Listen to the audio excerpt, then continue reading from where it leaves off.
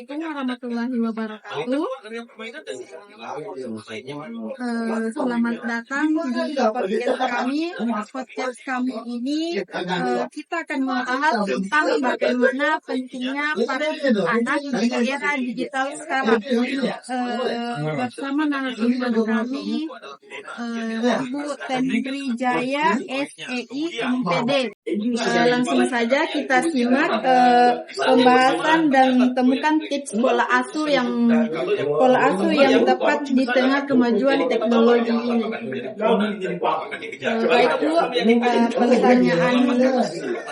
pertanyaan yang pertama itu apa sebenarnya yang dimaksud parenting digital? Selamat siang semuanya. Hari ini kita sebelum kita pahami apa sebenarnya parenting digital, kita harus tahu dulu teorinya apa sebenarnya. Jadi parenting itu adalah sebuah proses pengasuhan, pendidikan anak oleh orang tua atau pengasuh lainnya. Jadi dalam kehidupan itu orang tua itu harus memiliki ilmu tentang bagaimana dia mengasuh anak-anaknya sehingga mereka memiliki kepribadian yang baik. Dalam konteks kekinian, kita kan hidup di zaman digital, otomatis pola asuh yang ada di kehidupan yang lalu, di masa yang lalu itu berbeda dengan masa yang lalu. Tapi kita tidak bisa juga lepas dari konsep teori yang ada. Jadi paling tidak kita tahu apa sesungguhnya parenting itu. Terus kita harus juga tahu bagaimana sebenarnya konsep-konsep parenting yang bagus, yang cocok untuk anak usia ini. Nah, kalau kita berbicara tentang konsep parenting sebenarnya kalau kita kaji lebih dalam itu ada dua. Ada konsep konsep pengetahuan murni, ada konsep ajaran agama. Tergantung juga orang tuanya, dia mau nanti aplikasikan dalam keluarganya itu pakai konsep ilmu pengetahuan murni atau pakai konsep ajaran agama atau mengadukan di antara keduanya. Jadi parenting secara konsep ilmu pengetahuan itu yang paling terkenal Gumrin, yaitu gaya pola asuh. Itu gaya pola asuh. Ada pola asuh otoritatif yang disebut istilah bahasa kerennya itu demokrasi yang tadi familiar. Kemudian ada pola asuh otoriter yang keras, yang sistem perintah, dan ada pola asuh permisif. Nah, kalau otoritatif itu adalah pola asuh yang dimana memadukan antara kasih sayang dan disiplin. Jadi dia lebih dominan mengutamakan dalam pengasuhannya, dia mengutamakan pengaplikasian kasih sayang dan disiplin. Jadi dia sayang terhadap anaknya dalam proses pembelajaran. Itu tapi dia juga menerapkan kedisiplinan. Nah, kalau dia otoriter, dia lebih ke arah menggunakan pola asuh, sistem disiplin dan kontrol. Jadi misalnya ada aturan diterapkan dalam sebuah rumah, dia kontrol, dia ada konsekuensi ketika melanggar aturan itu. Kalau misalnya dia permisif, dia lebih ke arah pola asuh yang diterapkan di rumah itu ada lebih ke arah fleksibel dan kebebasan. Jadi anak diberikan kebebasan untuk mengeksplorasi dirinya, untuk melakukan aktivitas-aktivitasnya lebih kompleks gitu. Tetapi di antara pola asuh ketiga, pola asuh itu ada memang aspek-aspek yang harus Apa saja aspek yang perlu diperhatikan? Yang pertama itu adalah kita harus lihat dulu anak ini diasuh oleh orang tua ataukah dia pengasuh dalam artian babysitter, ataukah dia diasuh neneknya atau diasuh oleh tante-tantenya. Karena dalam konteks kekinian orang tua atau ibu dalam di sini yang paling berperan penting itu biasanya bekerja di luar.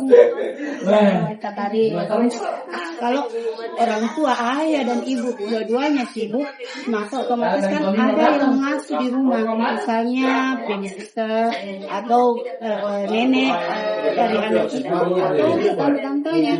Nah, ada 4 aspek yang tidak sama semua dalam proses pemberiannya. Yang pertama kasih sayang. Aspek kasih sayang tadi ya, kasih sayang antara orang tua, nenek, tante atau pengasuh itu sangat berbeda. Walaupun sama-sama dalam bentuk kasus, tapi itu aplikasi itu berbeda, sehingga nanti anak dalam memperoleh kasih sayang itu tentu dia akan memiliki perasaan yang berbeda. Yang kedua itu adalah terkait dengan pembelajaran nilai dan norma. Kalau pembelajaran nilai dan norma, orang tua yang membelajarkan nilai dan normanya kan otomatis orang tua itu betul-betul dia memberikan pembelajaran yang sesuai dengan pemahamannya, yang sesuai dengan adatnya, yang sesuai dengan ajaran agama Islam. Tapi kalau misalnya pengasuh lain belum tentu dia dapat itu. Ya misalnya cara minum saja ya. Pengasuhnya mungkin pengasuhnya terus ya, kasih minum dia, namanya juga kasih. Kalau orang itu kan berbeda. Jadi salah satu aspek itu dan aspek ketiga itu adalah persoalan keteladanan. Keteladanan kan ya keteladanan orang tua terhadap anak. Berbeda kan keteladanannya ketika dia orang tua dan nenek itu lebih condong memenuhi segala kebutuhannya. Orang tua kan paling tidak ada hal yang boleh dilakukan, ada yang tidak boleh dilakukan. Kalau pengasuh beda lah. Jadi perlu memahami perubahan pada zaman di era digital. Penting itu karena perkembangan kehidupan itu mengalami proses. Pada masa lalu ketika orang tua mendidik anak, dia lebih condong bekerja. Karena kenapa? Kebutuhan anak yang biasa lingkupnya lebih mengarah kepada pembelajaran nilai dan etika yang ada di sukunya.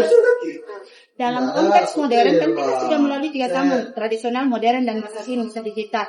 Dalam konteks modern, perilaku manusia, pembelajaran tentang pendidikan itu sudah mulai semakin luas. Orang tua juga sudah banyak memahami tentang bagaimana mengasuh anak, bagaimana memberikan pendidikan anak. Maka dari pola tradisional tadi menuju ke pola sistem demokrasi. Ada kasih sayang, tetapi juga menerapkan kedisiplinan berdasarkan pemahaman dari orang tua. Nah, konteks kekinian, yang parah di konteks kekinian ini kan dia sudah masuk di era digitalisasi. Orang tua sudah sibuk dengan urusannya masing-masing. Maka lebih condong orang tua itu lebih mengarah ke permisi, memberikan kebebasan. Padahal sebenarnya ketika kita mengasuh anak itu ada standarisasinya. Kalau sampai 5 tahun itu ada standarisasinya apa yang harus diberikan. Umur 6 tahun sampai 12 tahun masuk ke dunia remaja itu nanti juga berbeda. Nah, dunia remaja juga berbeda. Jadi intinya sangat penting dipahami oleh orang tua bagaimana sebenarnya mengasuh dengan baik, terutama pola asuh berdasarkan ajaran agama Islam. Kan kita kan jadi apa saja dampak positif yang negatif dan pada anak-anak di era sekarang kan banyak itu sekarang anak-anak baru SD pegang HP. Nah, beda dengan zaman-zamannya kita dulu masih larang memegang HP. Beda dengan perubahan zaman yang sekarang. Bagaimana positifnya, negatifnya? Sebenarnya begini, anak itu tidak boleh dikumpul dengan kehidupan yang ada begini. Dia harus beradaptasi dengan kehidupan saat ini. Saat ini kan era digitalisasi, makanya harus paham bahwa dia berada di dunia digital. Makanya dia juga diberikan kesempatan untuk mengenal dan mengenal di digitalisasi. Dia tidak apa-apa diperkenalkan HP, tidak apa-apa diperkenalkan televisi digital, tapi ada batasan-batasannya. Nah, kalau berbicara dampak positifnya banyak sekali, merangsang kognitif mereka untuk melihat. Contohnya anak sekarang, anak TK itu belum tahu membaca, tapi karena pola pikirnya bekerja, dia tahu mendownload. Nah, itu pola pikir kreatif. Kalau zaman dulu kan kita tidak seperti itu, karena memang tidak difasilitasi dengan sarana kan secara lengkap. Dia tahu nonton misalnya di YouTube, tapi dia belum tahu membaca. Tapi apanya yang berfungsi? Intelijensinya yang berfungsi, matanya yang berfungsi. Jadi motorik dalam tubuhnya berfungsi, tapi tidak bisa dinafikan di semua kelebihan positif itu ada negatifnya. Salah satunya itu ketika dia sudah berumur. Nah, makanya disinilah peran orang tua, bagaimana dia memberikan batasan-batasan tersendiri pada anaknya tentang penggunaan media, terutama HP ya, karena selain masalah anak bisa kecanduan, hidupnya anak di situ bisa menimbulkan kepribadian introvert juga karena persoalan pribadinya. Jadi intinya di sini orang tua milenial sekarang harus tahu betul bagaimana batasan-batasan dalam pemberian media-media digital pada anak. Supaya nanti anak tidak kudet, dia juga update dengan ilmu teknologi, tapi tetap juga berada pada koridor yang bagus. Apakah ibu sudah mengetahui apa saja tanda-tanda anak dengan kecanduan gadget? Kalau berbicara tanda-tanda kecanduan gadget kan juga harus kita pahami apa dulu itu kecanduan itu variabelnya adalah ketika misalnya dia tidak melakukan itu maka dia akan berpengaruh terhadap kepribadian dia akan merongrong kalau anak-anak, dia akan mengamuk atau dia tidak mau lepas dari itu. Jadi intinya kalau berbicara tentang anak kecanduan HP itu adalah dia sudah tidak bisa lepas dengan gadgetnya itu. Dia selalu mau main gadget itu tanpa mengenal lagi makan, tanpa mengenal minum, tanpa mengenal mandi misalnya. Jadi dia sudah hidupnya ke situ. Jadi sebenarnya tingkatan kecanduan itu juga ada 3. Ada yang masih kecanduan biasa, juga ada yang parah itu yang memang sudah hidupnya tidak bisa lepas dari itu. Apakah ibu juga itu mempunyai aturan atau batasan-batasan kepada anak ibu untuk menggunakan gadget ini? Tidak dinafikan, anak ibu itu semuanya suka berpikir. Dan yang anak ibu kan TK saat itu umur 6 tahun lebih, sudah masuk dia 6 tahun sekarang lagi 18. Yang kedua itu kelas 5 SD. Mereka itu senang dengan gadget HP, tapi ada batasannya. Misalnya kalau anaknya aturannya itu di rumah, yang besar itu ya, kalau dia itu harus bangun sholat subuh. Pokoknya itu aturan di rumah harus bangun sholat subuh. Sholat subuhnya itu di masjid. Jadi apapun yang terjadi, mau hujan, mau bagaimana saat itu dia tetap harus bangun sholat subuh. Setelah sholat subuh dia mandi dari sekolah, mandi, setelah itu dia mengaji, setelah mengaji baru diberikan kesempatan main gadget. Jadi dia itu kesempatan di situ sebelum pergi sekolah diberikan kesempatan main gadget sekitar 10 atau 15 menit. Kan dia orangnya ingin sekali cepat pergi sekolah, jadi sekitar 10 sampai 15 menit dia main gadget sambil dia makan sarapan dulu. Nah, setelah saya pergi sekolah, pulang sekolah dia juga diberikan kesempatan, tetapi dia harus biasanya kan dia pulang jam 2, dia harus mengaji dulu, kan dia sholat di sekolah, mengaji dulu, setelah mengaji baru dia istirahat, nanti setelah istirahat baru dia main gadget. Atau kalau dia tidak sempat sudah waktu asar, biasanya dia akan namanya di rumah asar, jadi dia pergi asar dulu, sudah asar dia mengaji karena dia memang ada aturannya dalam hal pembelajaran agama, yaitu terprogramkan untuk Al-Quran. Makanya dia harus mengaji dulu, review bacanya, setelah itu baru ada kesempatan dia bisa pilih apakah menonton televisi atau dia main game. Setelah itu jam 5 sore harus pulang dari rumah SOP dan dulu. Jadi makanya tadi tergantung dia penggunaannya, apakah dia menerapkan pola asuh secara pendidikan secara umat, pendidikan Al-Quran atau menggabungkan. Kalau itu tuh karena dia harus sebenarnya selain dia memahami tentang kehidupan sosial dan kehidupan Terus apa saja tantangan yang ibu hadapi di era ada tantangan yang ibu hadapi dengan anak di era digital ini? Anak-anak milenial, anak-anak di era digital itu sangat luar biasa sebenarnya. Kalau aku sangat luar biasa tingkat kecerdasan intelijensinya. Tetapi itu harus di-manage dengan hal-hal yang positif. Tantangan terbesar itu ketika anak itu harus dia konsisten dengan aturan yang ada. Karena ada kan namanya anak-anak juga dia terkadang lupa dengan aturan yang sudah ditetapkan dalam rumah. Jadi sebenarnya dalam ilmu parenting itu harus ada nilai dan norma yang memang diterapkan dalam keluarga. Nah inilah yang susah yang diterapkan biasa ini karena orang tua tidak konsisten, anak juga tidak konsisten. Jadi seperti itu. Dan memang kalau anak itu masa anak itu adalah masa bermain. Nah tentang itu ketika dia harus melaksanakan tugasnya, tanggung jawabnya ya, karena dalam pembelajaran namanya parenting juga itu ada aspek tanggung jawab.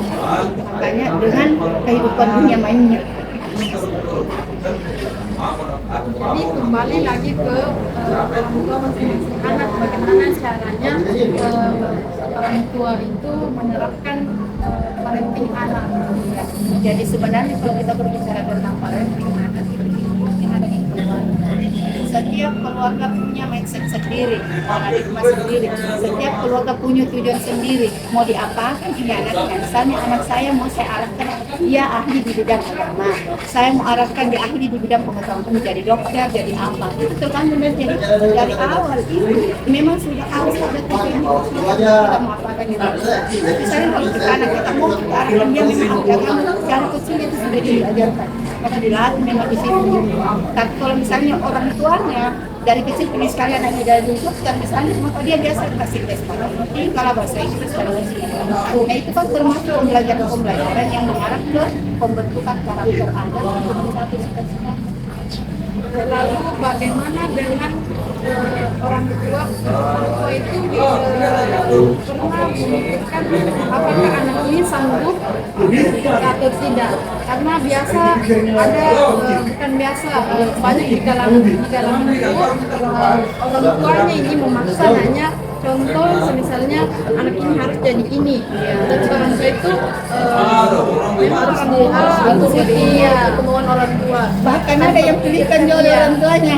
Ya ada kasus kemarin itu seorang ibu dia dipilihkan harus jodohnya kata betul, makanya itu standarisasi parenting itu ada tadi dari umur 0 sampai 5 tahun. Itu memang orang tua yang harus jadi banyak bekerja di situ. Dari 5 sampai 12 tahun sudah mulai diberikan sebuah kebebasan untuk melihat dunianya sendiri, apa yang dilihat. Makanya mereka sudah mulai belajar, oh anak di umur 12 sampai remaja diberikan dia kebebasan, hanya pola asuh.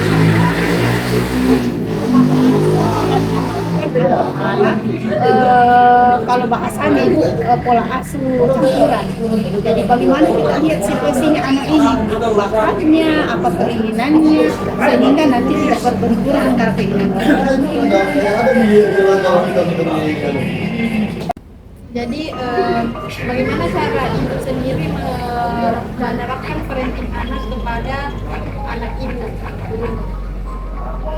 Kalau terkhusus secara pribadi itu kan tergantung dari pribadi. Secara pribadi itu secara pribadi kedua anak hidup itu harus kerja memang ya dia orientasi ke situ kan, dan dua anak itu memang berbeda. Satu memang dia tingkat antisipasi kalau agama yang pertama itu belum sampai dia cepat hafal. Alhamdulillah sekarang dia sudah hafal juz 30 dengan peserta terjemahnya Al-Baqarah.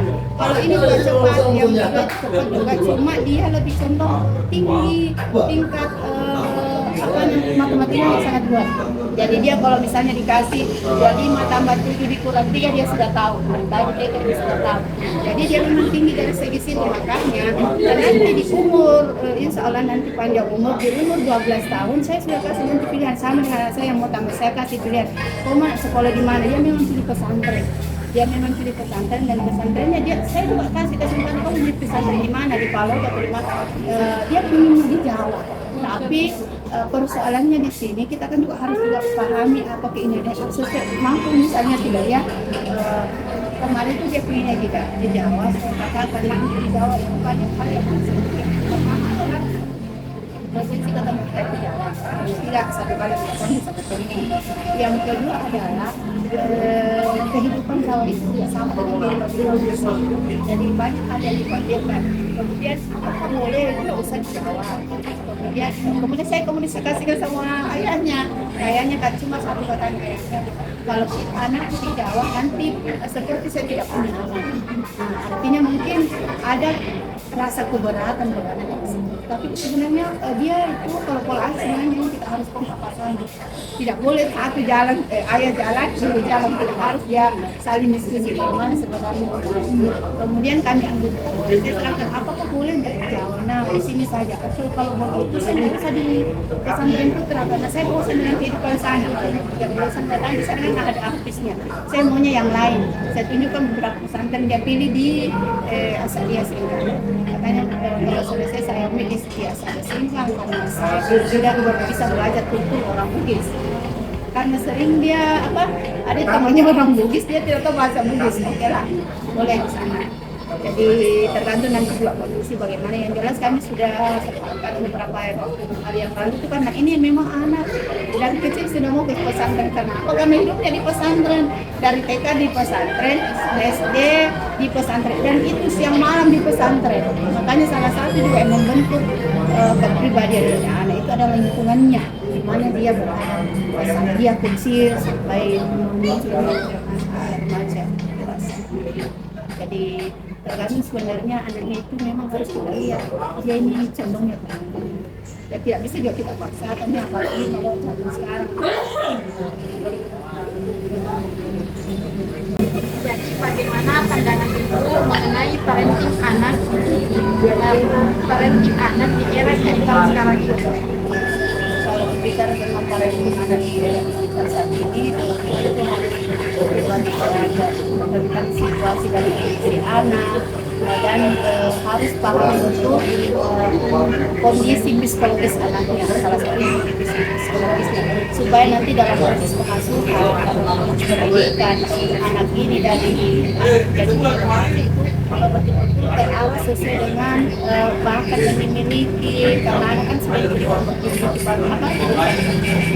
memiliki bakat, makanya sesuai dengan bakatnya, kemudian juga bisa betul-betul terarah dengan zamannya.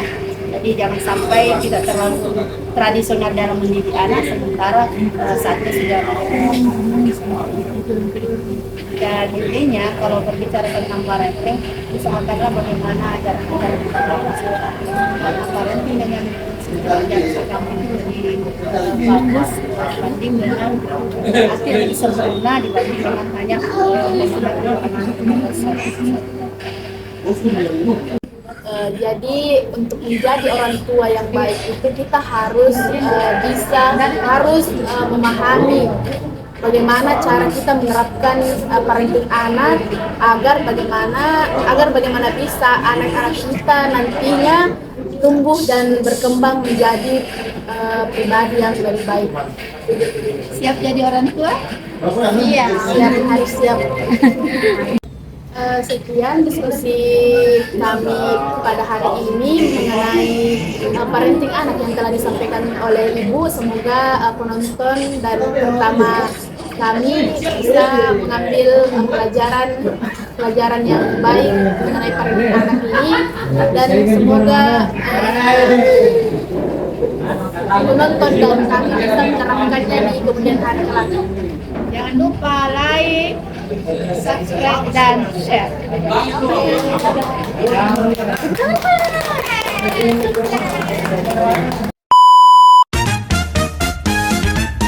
A few moments later. Camera, rolling, action.